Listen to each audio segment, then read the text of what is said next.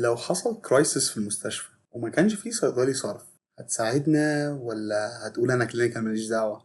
السلام عليكم، انا دكتور حسيني، صيدلي كلينيكي، وده كلام صيدلي. قبل ما نبدأ اعمل لايك وشير وسبسكرايب، ولو على الفيسبوك اعمل فولو. يلا نبدأ. النهاردة هنعمل مراجعة شاملة عن دور الصيدلي الداخلي Inpatient Pharmacist.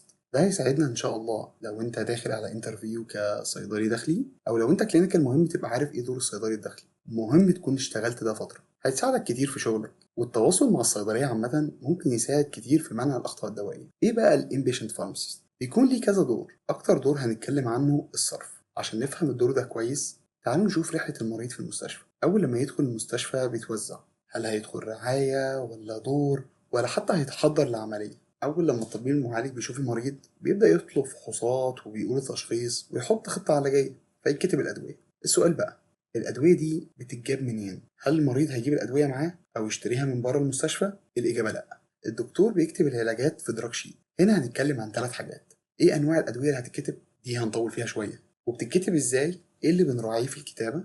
وآخر حاجة، لو مريض فيه أدوية كان بياخدها في البيت بنعمل إيه؟ كوباية الشاي بقى ونبدأ. إيه الأدوية اللي بتتكتب؟ هنلاقي الدراج شيت بيتقسم لكذا جزء، بيختلف طبعا من مكان للتاني في الشكل. بس العلاجات اللي بتتاخد في المستشفى متقسمها 3 أجزاء. أول جزء الأدوية المينتنس. يعني إيه؟ هنا هنلاقي الأدوية بتتكتب إزاي، اسم الدواء، جرعة، هتتاخد إزاي، للفم ولا الوريد ولا عضل، كل قد إيه، والمدة قد إيه، وأي ملاحظة للتمريض. مثلا دواء ضغط، المريض بياخده كل يوم بشكل مستمر، قرص كل 24 ساعة بالفم. بملاحظة كده صغيرة إن الضغط لا يقل عن 110/60. ما لو المريض ضغطه قليل أصلا أكيد مش هديله الجرعة دلوقتي. ساعتها التمريض قبل الجرعة يقيس الضغط، لأنه قليل يبلغ الدكتور، وساعتها الدكتور يقيم هل ندي الجرعة ولا نعمل هولد دلوقتي، ونتابع على مدار اليوم. أو مثلا دواء الغدة بيتاخد على معدة فاضية، وهكذا. ناخد مثال تاني بالوريد، مثلا ميرونام 2 جرام كل 8 ساعات لمدة 14 يوم. في ملاحظة موجودة للتمريض infused over 30 minutes أو extended infusion for 8 hours. يعني الجرعة يديها للمريض على مدار نص ساعة ولا على مدار 8 ساعات. تاني جزء الانفيوجن. هنا طريقة الكتابة هتكون مختلفة شوية، لأنها انفيوجن يعني في الوريد بس، بتكون مستمرة. مثلا عيان عنده جفاف هيمشي على محلول ملح 20 مللي في الساعة. أو مثلا سرنجة أنسولين بتكون 50 وحدة أنسولين مائي على 50 مللي محلول ملح، وهتمشي بمعدل 3 مللي في الساعة. في أمثلة كتير بس فهمنا الفكرة، إن هي هتتاخد كام مللي في الساعة.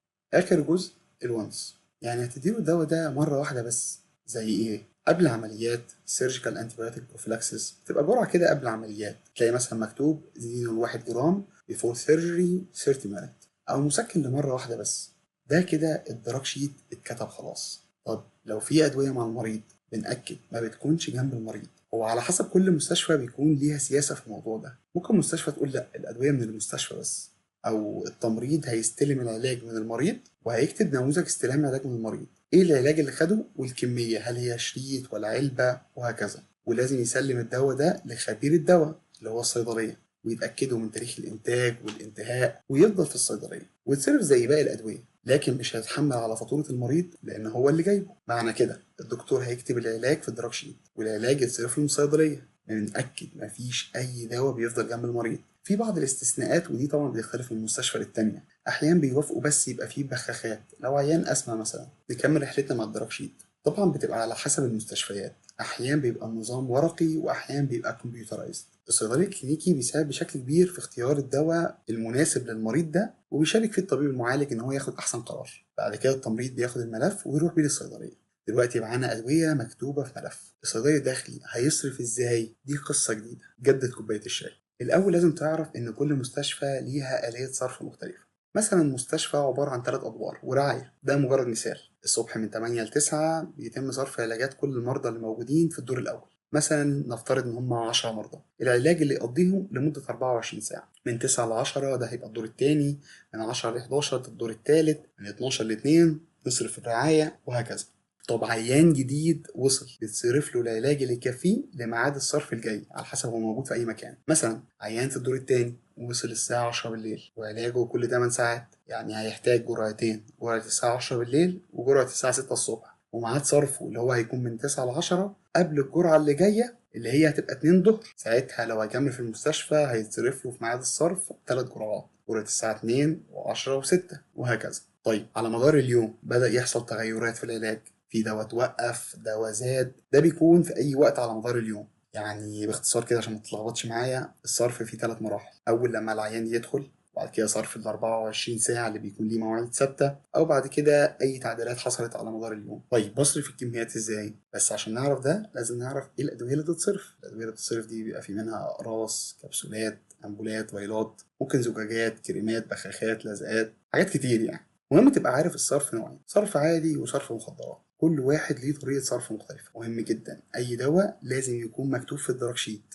ما ينفعش عيان يبقى بياخد دواء مش موجود في الدراج شيت. طيب في الصيدليات المريض بياخد دواء ويدفع التكلفة وخلاص كده، لكن في المستشفى لا. طب الدنيا هتمشي ازاي؟ لما الدكتور يكتب العلاج، التمريض بيكتب طلب صرف فيه الأدوية اللي الدكتور كاتبها وعددها. الصيدلي بيقارن طلب الصرف مع الأدوية اللي موجودة في الدراج شيت. هل التمريض نسي دواء أو زود دواء بالغلط؟ وكده نبدأ الصرف. بيشوف الثلاث أجزاء اللي موجودين في الملف. الأدوية المينتنس، لو أقراص أو كبسولات مثلا قرص كل 12 ساعة هيصرف قرصين. في بعض الأماكن بتصرف بالشريط كامل، وساعتها بيشوف المراجعة بقى، يشوف الشريط فيه 10 أقراص فهو هياخد قرصين في اليوم، يعني ده هيقضي 5 أيام. بس طبعا الأفضل في الصرف اللي هو سياسة اليونت دوز. لو أمبولات وفيلات مثلا ميرونام 1 جرام كل 8 ساعات هيصرف كده 3 جرعات. طيب لو اللي متوفر مثلا ميرونام 500 كده هيصرف الضعف اللي هو 6 فيلات. أصل الجرعة 1000، فكده في الجرعة الواحدة هياخد 2 فايل من ال500.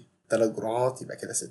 طيب لو كريم أو بخاخ هيتصرف علبة، أكيد مش هيتجزأوا. ده كده علاجات المينتنس. نيجي بقى للإنفيوجن. زي ما قلنا بتتكتب كام ملي في الساعة. ركزوا معايا قوي بقى في الحتة دي. مثلا مكتوب محلول ملح ايزوتونيك اللي هو 0.9%، 40 ملي في الساعة. أطلع كام علبة؟ علشان أنا بصرف 24 ساعة يعني 40 ملي في الساعة، يعني لو في ال 24 ساعة كده هصرف 960 ملي في اليوم. وإزازة المحلول الملح بتبقى 500 ملي، يبقى كده 960 على 500 هيطلع 1.9، يعني تقريبا علبتين. هتتلخبط، بس بص يا سيدي بقى، كل 20 ملي في الساعة بتطلع علبة 500 ملي. دي الخلاصة. يعني إيه؟ يعني مثلا لو جلوكوز 5%، 20 ملي في الساعة، يعني في ال 24 ساعة هيبقى 480 ملي، يعني اللي هي إزازة 500. طيب لو كدمن ده 20 ملي في الساعة، يعني 480 ملي في اليوم. بس خلي بالك بقى، الكدمن هنا 250 ملي حجم العبوة مش 500، فيبقى كده هطلع علبتين من 250. معنى كده انت عرفت ان كل 20 ملي في الساعة هطلع 500 ملي من المنتج، سواء هو 500 فاطلع علبة او 250 فاطلع علبتين. كده ناقص تعرف ايه المحاليل الموجودة وفيها كام ملي. تعالوا نراجعها سوا كده مراجعة سريعة، بس في اكتر من كده. في مثلا محلول ملح في منه 3 تركيزات: ايزوتونيك، هايبوتونيك، هايبرتونيك، وكلهم 500 ملي. او محلول الجلوكوز برضو معظم الوقت بيبقى فيه 3 تركيزات: 5%، 10%، 25%، وكلهم 500 ملي. او حتى الرينجر بانواعه بقى، رينجر عادي، رينجر اسيتيت او لاكتيت، كلهم برضو 500 ملي. لكن الامينو اسيد زي الكدمن بيبقى 250 ملي، الاميبارين بيكون 250 ملي، وفي منه عبوه برضو بتكون 500 ملي. الامينو ريبان بيبقى 500 ملي، ودي ممكن نبقى نعمل عنها حلقه منفصله اللي هو قصه الامينو اسيد او النيوتريشن عامه. في برضو السموث كافيين، ده بيبقى مكمل غذائي فيه كل حاجه بقى، بيبقى فيه بروتين وكربوهيدرات وليبيد، بس بيكون منه عبوتين، واحده بتبقى 1904 ملي، وفي منه عبوه اصغر بتبقى 1206 ملي. ده كده بشكل عام. نكمل كلامنا في الانفيوجن. هنتكلم مثلا مثال زي اللازكس. هتلاقي مكتوب لازكس سك 50 مللي بمعدل 2 مللي في الساعة لمدة 24 ساعة. هي يعني ايه كلمة سك؟ كلمة سك دي معناها ان انا مش هخفف اللازكس، هحط منه 50 مللي في السيرنج بامب اللي هي السرنجة الوردية. طب هي السرنجة الوردية دي عبارة عن ايه؟ هي بتبقى سرنجة بيبقى حجمها 50 مللي، وبتكون محطوطة في جهاز بيعمل ضغط على السرنجة، فتبدأ تدخل المحلول بمعدل ثابت، فأنا أتحكم بقى هي هتخش بنص ملي ولا بملي ولا 2 ملي وهكذا. طيب ازاي ابدا احضر حاجه زي كده مكتوبه لي انا كصيدلي؟ 2 مللي في الساعه يعني في ال 24 ساعه، يعني هو محتاج 48 مللي. واللازكس اللي موجود عندي في منه نوعين: في امبولين، في واحد 20 مللي جرام في ال 2 مللي، وواحد تاني 40 مللي جرام في ال 4 مللي. لما تيجي تحسبهم هتلاقي ان التركيز واحد، الاتنين فيهم 10 مللي جرام في الملي. يعني سواء طلعت ده او طلعت ده مش هيفرق، بس اللي هيفرق عدد الامبولات. يعني لو اديت امبول 20 مللي جرام في ال 2 مللي، يبقى انا كده محتاج اطلع 24 امبول. لو هتطلع ال 40 مللي جرام في ال 4 مللي، يبقى انا كده هطلع 12 امبول. فمهم انك بعد لما تقرا ده تبدا تشوف ايه اللي عندك وهتطلع منه قد ايه. جزء تاني في صرف الانفيوجن، مكتوب 20 مللي ايكويفالنت بوتاسيوم كلورايد على 50 مللي محلول ملح بمعدل 25 مللي في الساعة. تتكرر ده 3 مرات. هنا الفكرة مختلفة تماما. ده بيكون تعويض البوتاسيوم، فالدكتور عايز يعوضه على مدار 6 ساعات، عايز يدي 60 ملي ايكويفالنت على 3 سرنجات، تخلص واحدة تبدأ التانية، تخلص واحدة تبدأ التانية. في بعض المستشفيات ممكن يقول لك خلاص دي تتكتب في الوانس، بس هو ما استخدمهاش وانس، هي اتكررت فبتتكتب في الانفيوجن. طيب يعني ايه 20 ملي ايكويفالنت؟ هنا هتلاقي ان كل امبول فيه 25 ملي بيدي 25 ملي ايكويفالنت، بس الامبول اللي موجود اللي هو تبع شركة اتسوكا بيبقى 10 ملي، يعني كل امبول هيدي 10 ملي ايكويفالنت. يعني كل سرنجة كهربائية موجودة هنحط 2 امبول، يعني 20 ملي ايكويفالنت على 50 ملي محلول ملح، وهنكرر ده 3 مرات. يعني انا محتاجة ادي 6 امبولات بوتاسيوم كلورايد و150 ملي محلول ملح، يعني غالبا ازازة لان الازازة بتبقى 500. مثال تاني، مثلا الانسولين في حالات الدي كي اي بنحتاج ناخد انسولين انفيوجن، بتتكتب كده 50 وحدة على 50 ملي محلول ملح بمعدل 2 ملي في الساعة. كده عندنا سؤالين، نحضرها ازاي ومحتاجين ايه؟ ازاي دي بقى هتصرف محلول ملح 500 ملي وده هيدخل منها 50 ملي. طيب الانسولين هو طالب 50 وحدة، هشوف الانسولين هلاقي على العلبة ان هي عبارة عن 10 ملي وكل ملي فيها 100 وحدة، يعني كده التمريض هياخد نص ملي والباقي في التلاجة للمريض.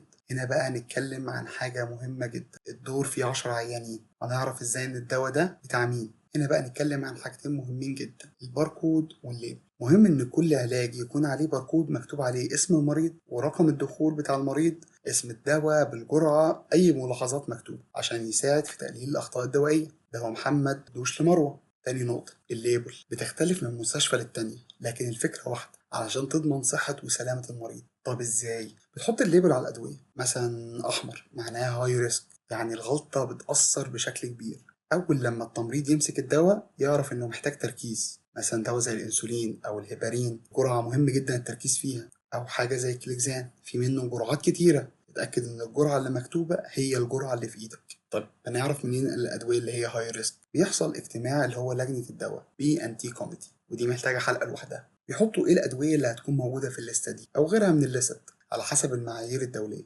وهنبقى نعمل عنها حلقة مفصلة زي ما قلنا قبل كده. هل بس الليبل اللي موجودة بتكون هاي ريسك بس؟ لا، في لوكا لايك ساوند لايك اللي احنا بنسميها لاسا، بتبقى غالبا لون اخضر، يعني مثلا حاجه زي الدوبامين والدوبيتامين تحسها ان هي شبه بعض في الصوت، عشان ما تتلخبطش نحط عليها لون اخضر. خلي بالك في حاجه تانية شبهها، او العلبه بتاعت الدواء من بره دوايين شكل بعض زي الصورتين دول، دالاسين ودانست، او اسبازمو فري وديكسا، اتنين مختلفين تماما بس العلبه نفس الشكل. برضه من اهم الادويه اللي محتاجه تمييز، يعني ليبل، يعني الادويه اللي محتاجه تتخفف قبل ما تديها للمريض.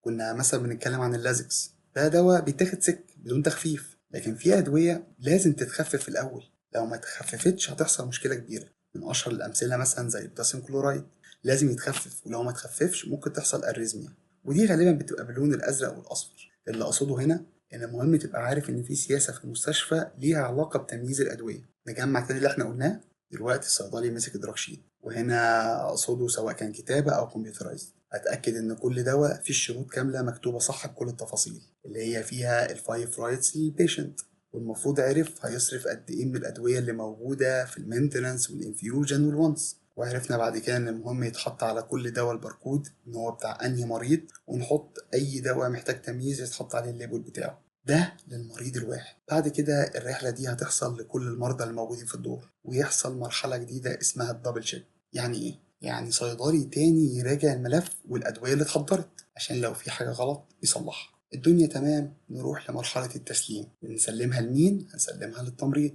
ويحصل دبل تشيك تاني مع الصيدلي ومع التمريض، يتأكد إن كل مريض اتصرف له العلاج اللي مكتوب له، والتمريض ياخد الأدوية والملف، والريكوست اللي هو طلب الصرف بيكون في منه كذا نسخة. نسخة التمريض هياخدها عشان يعرف ايه العلاج اللي اتاخد، وجزء تاني هيبقى في الصيدلية عشان يساعدنا في الجرد، وجزء هيروح للحسابات عشان المريض يحاسب عليها لما يخرج ان شاء الله بالشفاء. دي كده مراحل الصرف. السؤال بقى، هل ده دور الانبيشنت فارماسيست بس؟ لا، ده الجزء اللي ليه علاقة بالصرف. احيانا بيبقى هو المسؤول انه يمر على الدور ويكتب طلب الصرف، يشوف ايه الادويه اللي موجوده في الدور الخاصه بكل مريض، هل في دواء زياده، هل في علاج ما خدوش. ده اكيد بيقلل من الاخطاء الدوائيه بشكل كبير. في اماكن بيبقى المرور ده مره واحده في الاسبوع، يتاكد ان كل حاجه ماشيه صح، لان المسؤول عن الدواء في المستشفى هو الصيدلي. اخر 3 نقط في الصرف، الاولى هي صرف المخدرات، يكون ليها طريقه صرف مختلفه، مهم تعرفها في المكان اللي هتشتغل فيه. تاني نقطة، أحيانا بيبقى في حاجة اسمها دولاب طوارئ، ودي برضه بتتصرف كل فترة، يعني برضه دي بتختلف من أماكن للتانية. مثلا بيتحط فيها المحاليل أو غيرها من الأدوية وبيكون متفق عليها في لجنة الدواء. آخر نقطة ومهمة جدا، الكراش كارت. دي بتبقى عربية موجودة في كل دور فيها الأدوية الضرورية لو عيان حصل له لا قدر الله أرست، ده لازم تدخل حالا بالأدوية دلوقتي، مش هستنى لسه لما تتصرف. العربية دي بتكون مقفولة ومكتوب عليها مقفولة من إمتى، ويبقى ليها رقم. في حالة تم استخدامها بنبلغ الصيدلية وبنعوض اللي تم الصرف فيه على العيان، ونقفل العربية بالتاريخ الجديد وبرقم تسلسلي جديد عشان لو حصل احتياج ليها لا قدر الله تكون جاهزة. كده خلصنا كل حاجة ليها علاقة بالصرف، ولو في حاجة موفقتش فيها أو محتاج توضيح أكتر اكتبولي في الكومنتات. وأخيرا، ده مش بس دور الانبيشنت فارماسيست في المستشفى، ممكن يكون ليه دور في الاي في ميكسنج والكيموثيرابي ميكسنج، ممكن في المخازن في توفير الادويه، ممكن يشتغل في اقسام تانية خارج الصيدليه، بس كل واحده محتاجه حلقه لوحدها. وبكده تكون الحلقه خلصت. اشوفكم في الحلقات الجايه ان شاء الله.